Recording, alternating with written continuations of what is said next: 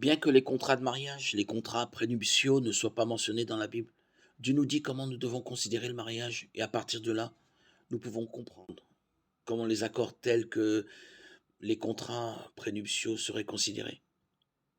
Dieu a voulu que le mariage soit permanent, qu'il dure aussi longtemps que les deux conjoints sont en vie. Lorsque deux chrétiens se marient, ils doivent le faire avec la ferme conviction que le divorce n'est pas une option. Avoir un contrat de mariage permet la possibilité du divorce. Lorsque Dieu a formé Ève à partir de la côte d'Adam, il signifiait le but d'une relation mari-femme.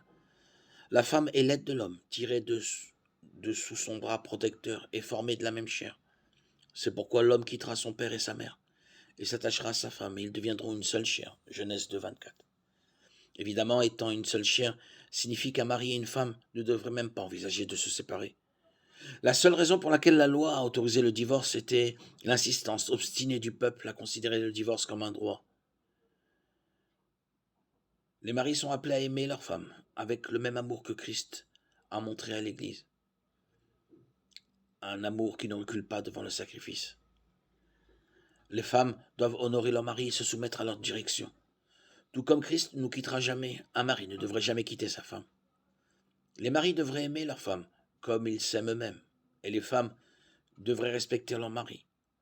Le modèle biblique du mariage enseigne la permanence de l'union et la nécessité de l'altruisme. Les accords prénuptiaux, de par leur nature même, jettent le doute sur la permanence de l'union et encouragent l'égoïsme. Matthieu 19:8. Dieu ne change jamais et il méprise personne. Malachie 2:16.